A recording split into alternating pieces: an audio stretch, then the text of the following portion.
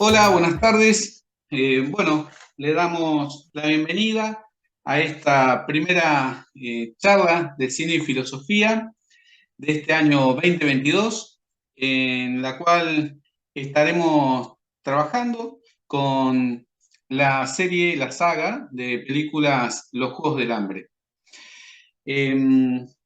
Este ciclo pertenece al proyecto de extensión, el juego como dispositivo de socialización, el cual es dirigido por Emiliano Aldegani y Nicolás Martínez Sáez. Eh, Dicho proyecto de investigación pertenece a la Universidad Nacional de Mar del Plata y esto va a estar transmitiéndose dentro del canal de YouTube de Eutrapelia.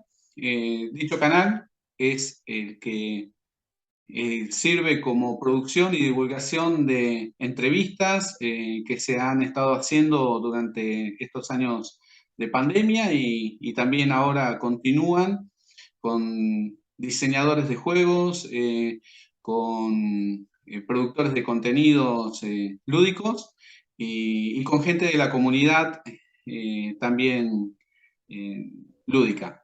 Así que hemos tenido también entrevistas, por ejemplo, a personas como traductores de textos que tienen que ver con la filosofía del juego. Así que todo eso lo van a poder encontrar en el canal de YouTube de Ultrapelia, donde ahí Emiliano Aldegani y Nicolás Martínez Sáez llevan adelante este ciclo de entrevistas también. Bueno, eh, para presentarnos, vamos a estar con el amigo Marco Yago Muñoz Rossi, abogado por la Universidad Nacional de Mar del Plata, investigador y docente, ¿sí? Y ambos somos estudiantes avanzados de la carrera de Filosofía de la Universidad Nacional de Mar del Plata. Mi nombre es Julio Pinto, profesor de Ciencias Políticas, bachiller en Teología y bueno, como hemos dicho, también estamos incursionando por los lados de la filosofía. Bueno, en este caso vamos a estar, como dijimos, trabajando con la serie de los Juegos del Hambre. Marco, ¿cómo estás? Hola Julio, gracias por la invitación y muy buena oportunidad para desarrollar distintas cuestiones de la filosofía y en mi caso hacer un aporte también desde el derecho. Sí, así es. Como bien decías, el ciclo se llama un ciclo de cine y filosofía, pero en realidad vamos a estar trabajando a lo largo del ciclo, así como lo hicimos el año pasado, lo vamos a hacer este año también, de una manera interdisciplinar, ¿no? Entre filosofía, derecho, ciencias políticas, sociología, antropología también. Y bueno, todas las disciplinas que puedan ir atravesando diferentes inquietudes y diferentes problemáticas que vamos a estar viendo eh, en el juego y en el cine, porque en realidad lo que nuclearía este ciclo sería eso, tanto las cuestiones del juego,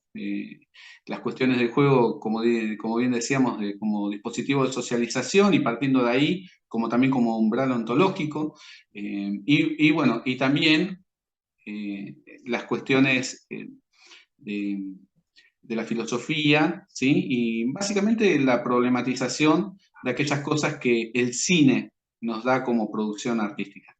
Así que bueno, sin robar mucho tiempo más, vamos a dar presentación al contenido. Bueno, en un principio lo que podemos ver por medio de esta diapositiva es que primeramente fue escrito en una trilogía por Susan Collins, la cual cuenta con Los Juegos del Hambre, en 2008 se escribió, En Llamas se escribió en el 2009 y Sin Sajo al final en el 2010. De estos tres libros va a derivarse entonces la tetralogía de las películas, las cuales van a ser en sucesiva del año 2012 los Juegos del Hambre, 2013 los Juegos del Hambre en llamas, 2014 los Juegos del Hambre sin Sajo parte 1 y 2015 los Juegos del Hambre sin Sajo parte 2. Las películas, la primera va a estar dirigida por Gary Ross y las tres últimas por Francis Lawrence, lo cual se nota esta diferencia de los directores en cada una de las películas, en la primera y las otras tres. Nosotros vamos a tener, para poder comenzar con la charla propiamente dicha, vamos a tener tres ejes de análisis. El primero va a ser analizar brevemente el Capitolio y los distritos. Luego vamos a ver la relación y las tensiones entre las normas, el Estado y los juegos. Y por último vamos a ver una pequeña reflexión entre el gobierno y el poder, pasando por algunos autores como marco teórico. Primero veremos lo del Capitolio y los distritos. Aquí nosotros vemos rápidamente dos sectores marcados con las dos fotos de la derecha versus las dos fotos de la izquierda. Y nosotros vemos el Capitolio a la derecha y a la izquierda vemos los distritos. Vemos claramente que en uno son sectores de opulencia, tecnología, y en el otro es fuerzas de coerción, fuerzas públicas, y vemos imágenes como se podrían llegar a tener en consideración como en el gueto, un gueto, o imágenes nazis, por ejemplo, ¿no? Como vemos la foto del margen izquierdo inferior, ¿sí? Nosotros vemos que los medios de comunicación legitimaban todo esto, expresaban, daban una expresión hacia la sociedad que normativizaba esto, por lo menos la del Capitolio, que lo veía como algo bien, y era transmitido hacia todos los distritos mientras estaba ocurriendo los propios juegos. Ahí nosotros vemos básicamente imágenes que tanto nos hacen recordar como la imagen izquierdo superior, un poco a lo lejano, en una mezcla entre la Alemania nazi y Roma. Y abajo con los caballos vemos claramente esta imagen y más, una imagen más de Roma y el Coliseo, ¿no? El saludo es muy significativo también, pero esta es de parte de los oprimidos, ¿no? Del sector del Capitolio, sino de las personas que están en el juego. Bueno, Katniss elabora este saludo junto con el silbido del sinsajo, ¿sí? Que era un saludo de rebelión, básicamente, y que iba a ser marcado como particularmente parte de lo que después va a ser la campaña que va a ir a derrocar a Snow. Y acá vemos, como ya cerrando este primer punto, similitudes grandes entre las dos imágenes superiores, que son muy parecidas a las nazi, y para ver esta representación nosotros tenemos estas imágenes inferiores, del margen inferior, que nosotros vemos como cómo la representación nazis estaba, y este saludo que nosotros vemos tan tipificado, podemos ver estas imágenes y vemos las similitudes.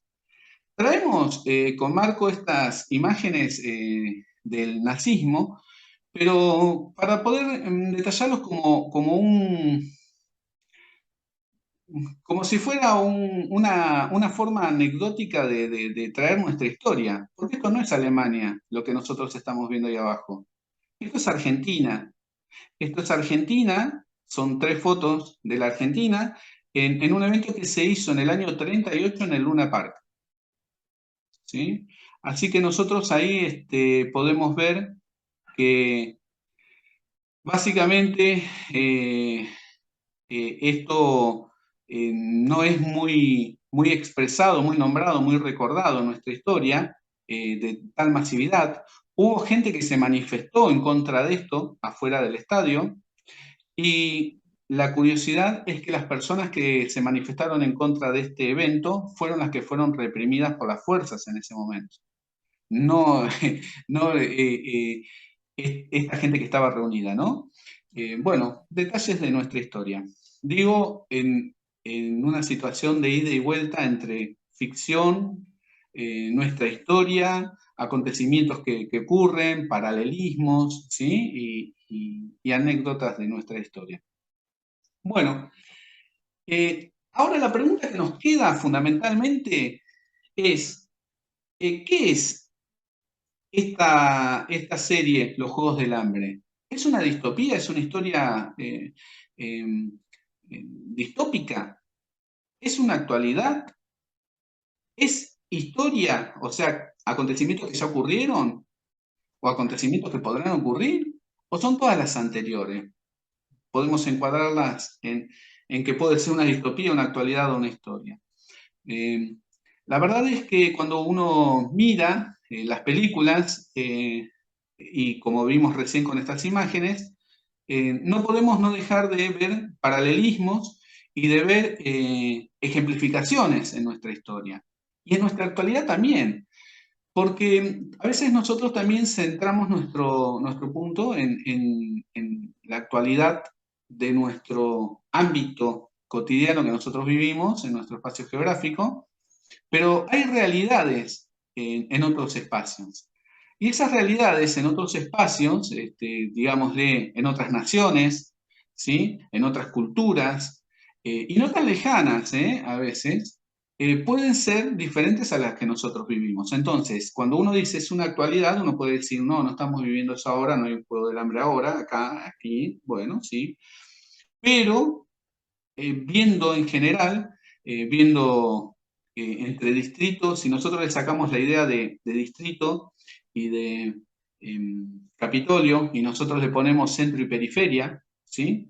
Lo global y lo local, ¿no? Pero más que nada la idea de centro y periferia, nosotros vemos un ejercicio de poder y un ejercicio de coerción que puede llegar a tener diversas tipificaciones. La pregunta es abierta. Es un cine es un ciclo de cine que si hubiera presencialidad y pudiéramos estar haciéndolo, entraríamos en un punto de debate, pero puede llegar a ser un punto de reflexión para cada una de las personas que nos están viendo, ¿sí?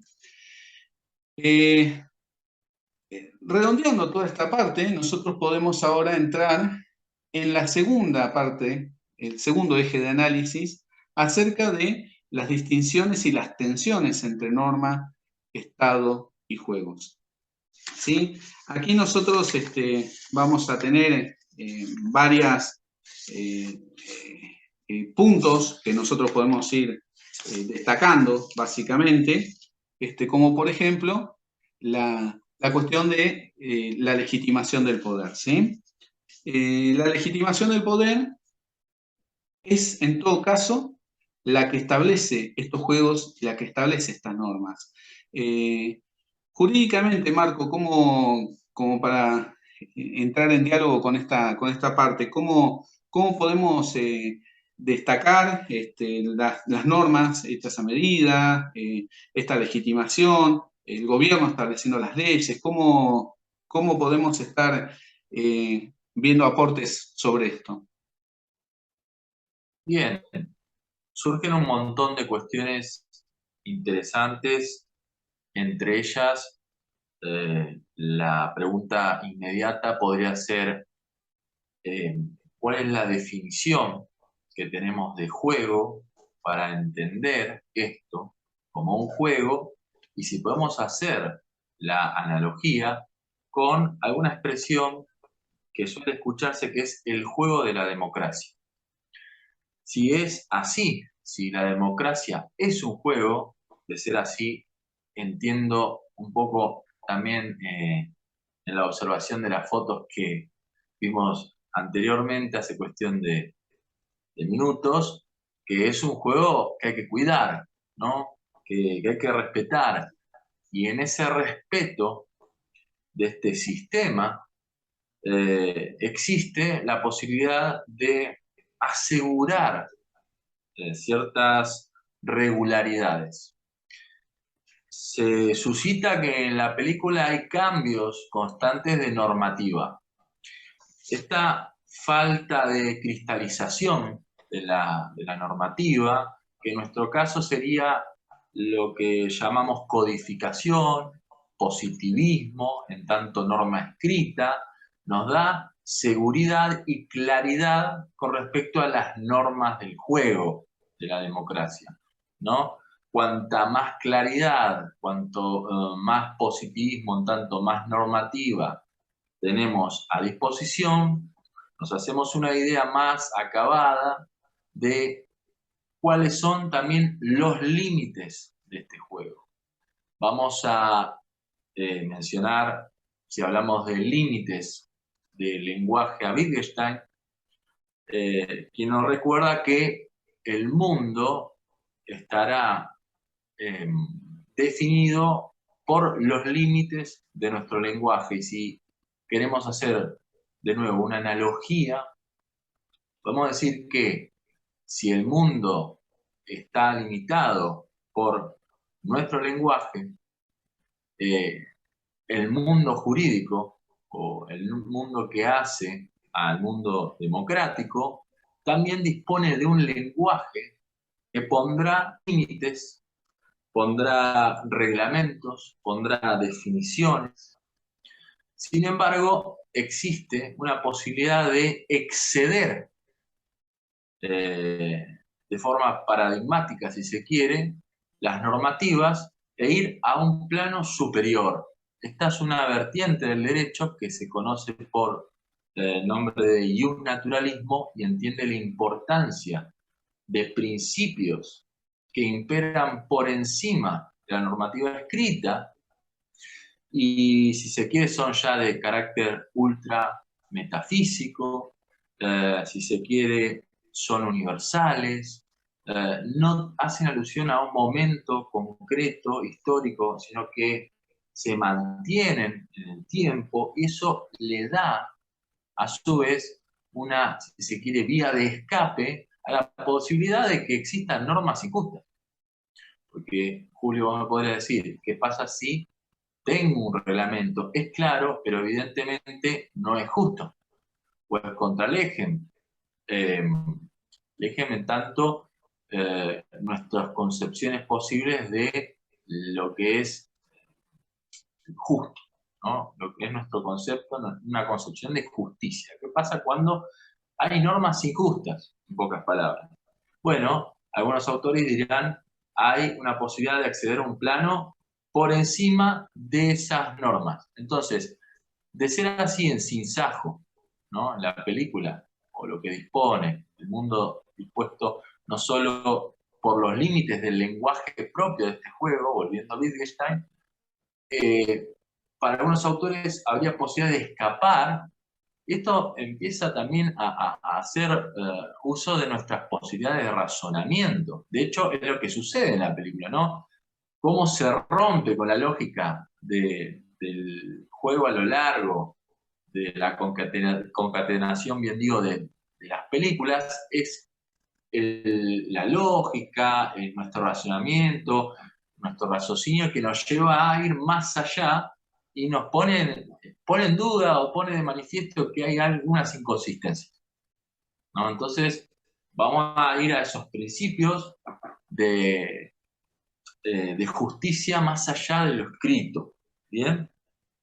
Hay algunas vertientes que además hablan de que el derecho en realidad está puesto desde lo intersubjetivo, como es la teoría ecológica de Carlos Cosio. Entonces, la importancia está puesta en el valor, perdón, de la relación entre las personas, ¿no? Ya ni norma escrita, ni norma por encima de lo escrito, sino que nace de nuestra sociabilización, si se quiere, ¿no?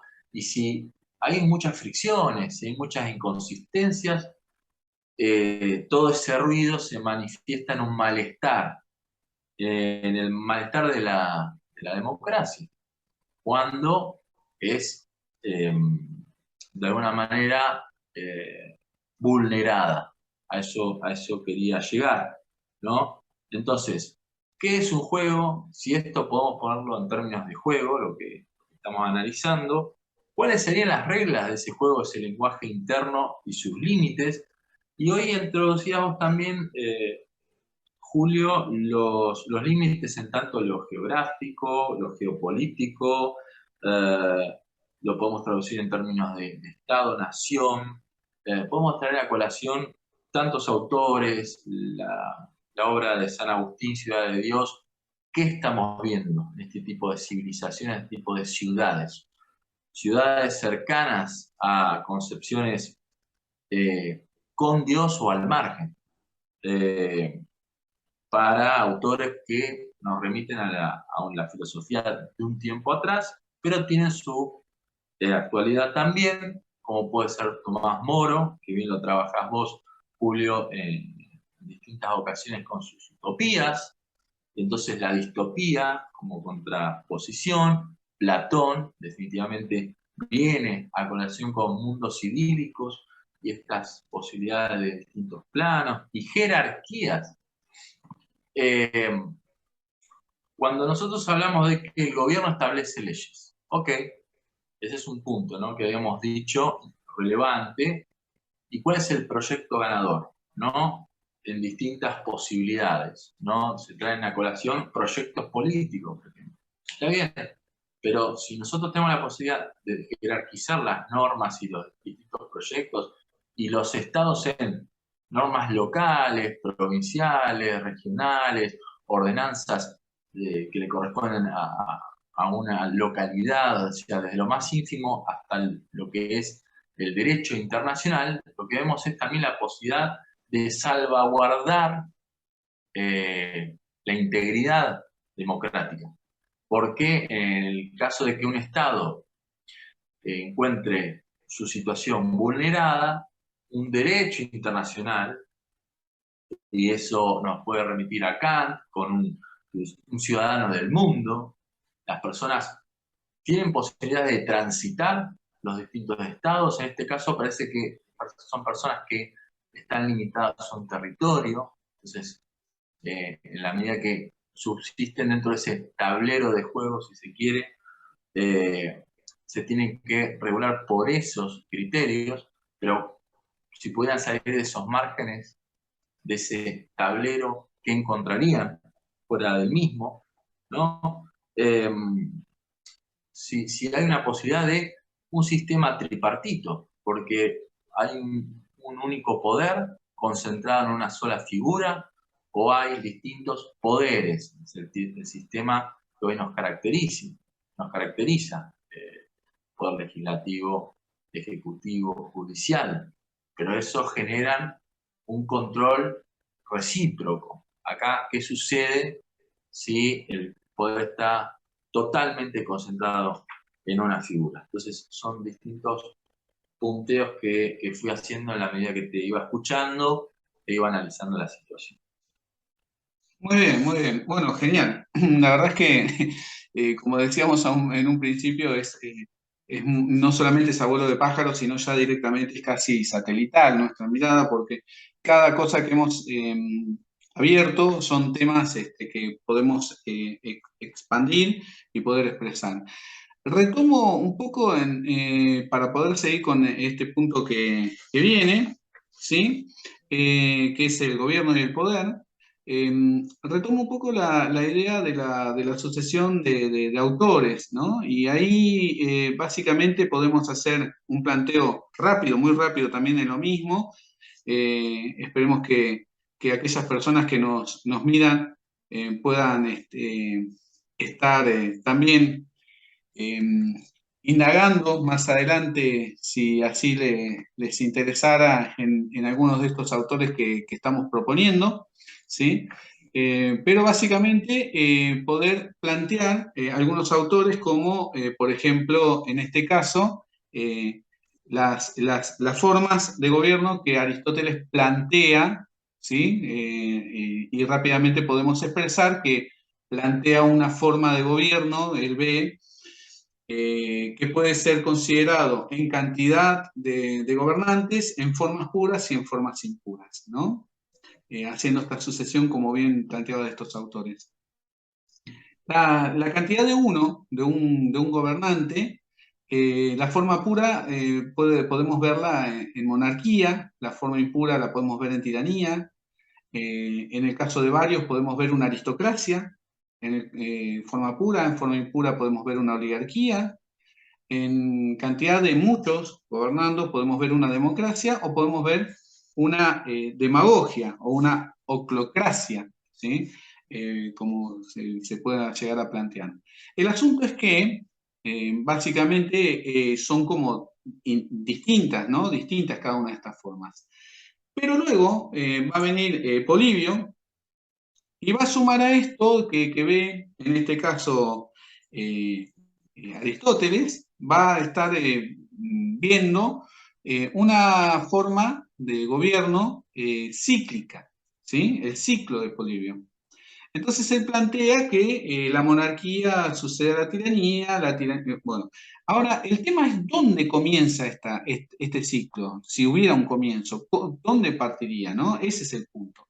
Entonces, él plantea que, supongamos si parte de un monarca que está gobernando, que gobierna para el bien de todos, luego se convierte en tirano, ¿sí? Gobierna para sus propios intereses, entonces se va a levantar una aristocracia que va a ir en contra de esta tiranía, pero esta aristocracia luego se va a convertir en una oligarquía que va a gobernar para sus propios intereses, que a su vez va a venir una democracia a disputar y a interpelar y a defender los intereses comunes, que luego esta democracia va a devenir en demagogia, que va a ir para sus propios intereses de nuevo, y un monarca va a venir a salvar esta situación, que luego se va a convertir en tirano, y etcétera, etcétera. Ahora, como para dar un punto, solamente un punto, y que me parece que es muy pertinente con la cuestión que estamos viendo de los Juegos del Hambre, es el planteo que hace Robert Mitchell en el texto de los partidos políticos.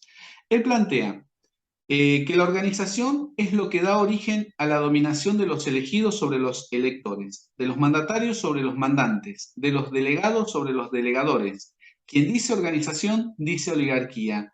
Y él va a plantear la ley de hierro de la oligarquía. Esta ley de hierro lo que va a establecer, básicamente, es que la oligarquía es la que siempre va a estar gobernando. Porque un gobernante, si no tiene un grupo de personas que legitime y que lo apoye, no va a poder gobernar.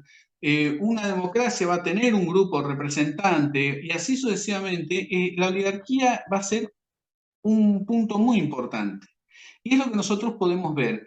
Por ejemplo, Plutarco lo vimos en cada una de las situaciones, ¿sí? Lo vimos en cada uno de los gobernantes. Entonces el gobernante no estaba solo, sino que el presidente estaba con un grupo de personas que estaban con él y que a su vez estaban personas asesoras y personas que estaban por atrás, en las sombras, construyendo la política, y ante la pregunta que le hace Carnitz a Heimlich, que era quien estaba entrenándola, de que vamos Heimlich, le dice, nadie que sea decente gana los juegos, ¿sí? Entonces Heimlich le dice, nadie gana los juegos, punto, hay sobrevivientes, no ganadores. Al final de las películas se vuelve a retomar y entonces es Pita el que le dice a Haymitch, y Plutarch en medio de todo. Y entonces Haymitch, que había dicho que no había ganadores, que había sobrevivientes, dice, y dicen que nadie gana los juegos, como diciendo, personas como él son los ganadores. Bueno, básicamente nosotros podemos ver que la película, o las películas en este caso, hay gente que le gusta más la primera, como siempre, ¿no? Establecen que la primera película es la mejor y después todas las demás vinieron a perjudicar a las demás. Nosotros vemos que tienen caracteres y características que nos interpelan a nuestra sociedad presente, ¿sí?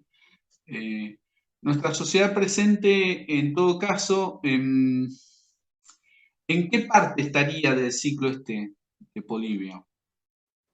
Nuestra sociedad argentina como mundial, ¿no? Digámosle, los centros de poder que se establecen en aquellos lugares que, como decíamos, entre el centro y la periferia entre lo local y lo global. ¿Qué es ese centro de poder? ¿Dónde más o menos se está moviendo en este ciclo? En todo caso, las oligarquías se mantienen, como dice Robert Michels en su texto, con esta ley de hierro. Bueno, son preguntas que dejamos también abiertas, como dejamos las anteriores, si estas películas son distopías o son narrativas históricas, ¿no? O por lo menos metáforas, ¿sí? O, o- o aquellas formas de representar lo acontecido de una forma ficcional. ¿Sí? Así que bueno, Marco, con todo esto, ¿cómo podrías ver qué te gustaría estar sumando de todo esto que hemos estado hablando, que seguramente que podríamos estar por horas, pero como dicen en la televisión, el tiempo es tirano, y hablando de la tiranía, y nosotros vamos a tener que ir dando un cierre, ¿no? Pero ¿qué te gustaría agregar? Justamente, vos referías a la cuestión de la tiranía, cómo asegurarnos, ya que estoy con el tema de la seguridad, eh, que no van a ser los que gobiernen, ¿no? Como sucede efectivamente en la película, ¿no? Eh, claro, ¿cómo llegaron? No hay esa explicación, uno se la tiene que hacer de una manera. ¿Cómo es que estas personas llegan? Tal vez, como bien traes a colación vos, como parte de un ciclo, que en algún momento fue el gobierno de los tolerantes, pero la paradoja que trae a colación Karl Popper con respecto a esta cuestión es cuál es el límite con respecto a esto, si hay que tolerar la intolerancia. O sea, en un gobierno de tolerantes al 100%, ¿qué sucedería si inclusive llegamos en ese presupuesto a tolerar la intolerancia, ¿no? A aquellos que no son tolerantes para con nosotros, para con los demás, y eventualmente llegan al gobierno, ¿no? Digo, la paradoja de la tolerancia es esta, ¿no? Eh, qué bien se ve en ese ciclo que vos mostraste, donde en algún momento se tolera la posibilidad de que llegue al gobierno el gobierno de los intolerantes, ¿no? Muy bien.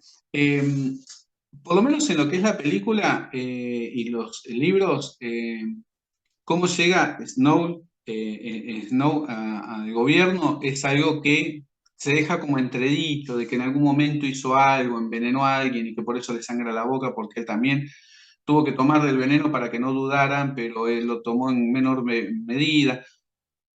Pero es muy bueno esto que introducís porque nos da pie a poder entrar en la parte de espectáculo, ya que esto es así interdisciplinariamente también, porque eh, han dicho y han propuesto, ¿sí? Una continuidad de todo esto. Dicho sea de paso, en el año 2020, en el año 2020, Collins sacó otro texto acerca de los Juegos del Hambre.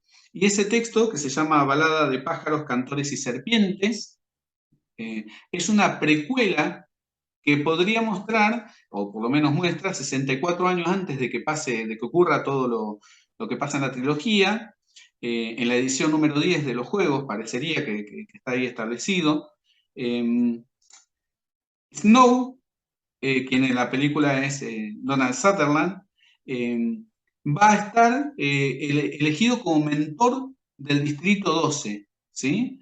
Y este Snow es el que luego va a llegar como presidente de Panem. Así que tal vez ahí se muestre cómo aún este gobernante va a llegar y pueda cerrar un poco la idea de el gobierno de Panem desde el lado del Capitolio por este gobierno establecido por Snow. Lo cual vemos que si esto es así, porque no hay mucho que se ha dado, sino que está en producción y la película está en producción, Lionsgate creo que es la productora, va a estar, propuso que el 17 de noviembre del 2023 va a estar saliendo la película. todavía no hay mucho y lo que hay es en el texto y hay que ver qué es lo que se adapta del texto o no.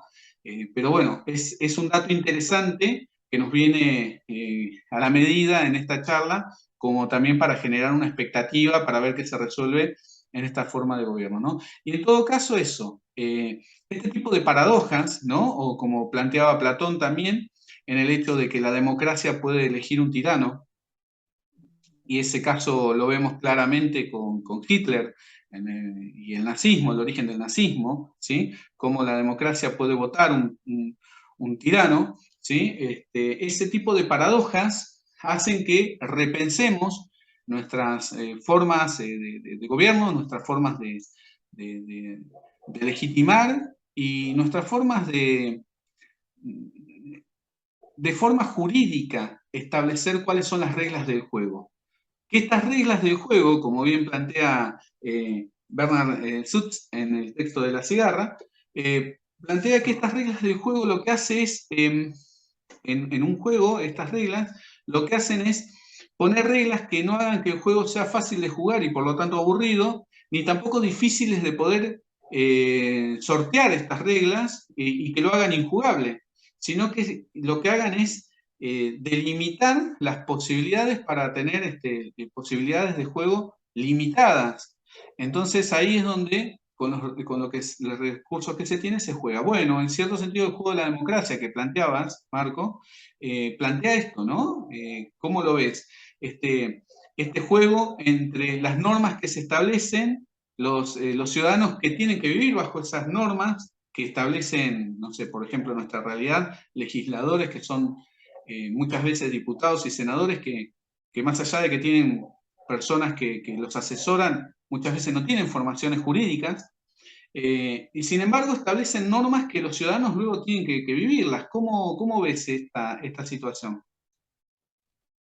Bueno, se podría abordar desde el problema de la superinstitucionalización, cuando las estructuras se vuelven autosuficientes y no prevén la utilidad fundamental, que es la de escuchar las necesidades de la gente y además generar espacios democráticos, ágoras, lugares donde la gente pueda ir a manifestarse, pueda expresarse y hacerse entender, y que a su vez vuelva también no solo un discurso político cargado de buenas intenciones, sino de respuestas a los reclamos y la posibilidad de un mundo de la democracia que las reglas del juego sean accesibles, asequibles,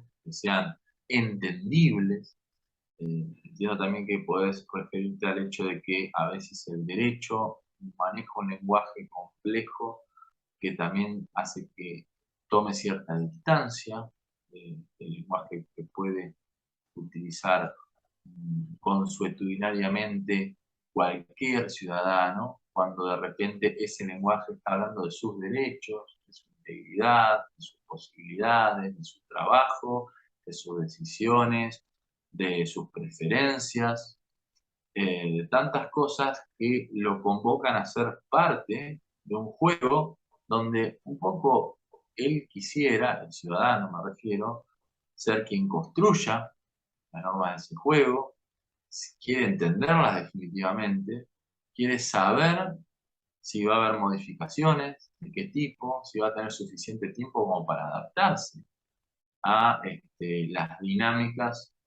de este planteo que es el planteo de la democracia y efectivamente cuál es su definición también, ¿no? Porque de lo contrario, sin claridad en este sentido, podemos estar haciendo alusión a la democracia, pero no entender de qué estamos hablando concretamente, ¿no? Y que respecta a la posibilidad de la democracia en nuestros términos eh, y en los términos a nivel global, mundial, ¿no? Poder hacer uso de comparaciones, es decir, cuál es el mejor de los juegos, en qué lugar se ha desarrollado mejor ese juego que en otro, No, juego como una metáfora del sistema político y de la organización estatal, cuál es la mejor de las posibilidades. Muy bien, bueno, lamentablemente el tiempo se nos va terminando, pero en cierto sentido nosotros podemos ver que este es el ejercicio filosófico. Tal vez no llegar a respuestas, sino dejar preguntas y esas preguntas volver a retomarlas y generar sumatorias de marcos teóricos, que estos marcos teóricos nos permiten ampliar para poder discutir o asimilar o poder ponerlas en cuestión, pero en cierto sentido, bueno, generar debates de que hay cosas que tenemos que tener cuidado para que esto que es literatura, esto que es un producto cinematográfico, en algún momento no sea que nos despertemos y sea una realidad que nosotros estemos viviendo en nuestra cotidianidad. Y bueno, y que estas políticas, que como bien planteabas, Marco, puedan ser concretas.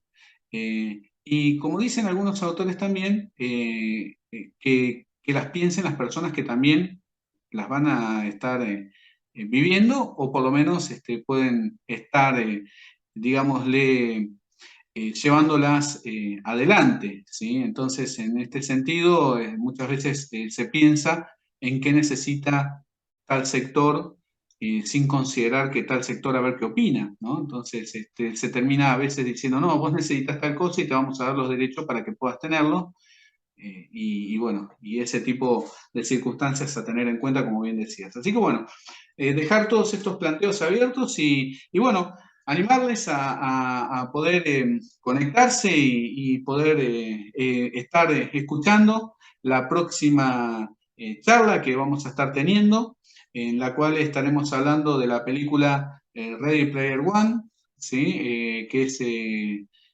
donde tocaremos básicamente y principalmente y fundamentalmente algo que se viene con muchas cuestiones interesantísimas de poder plantear y empezar a prever y trabajar sobre cuestiones jurídicas y filosóficas, que es el metaverso.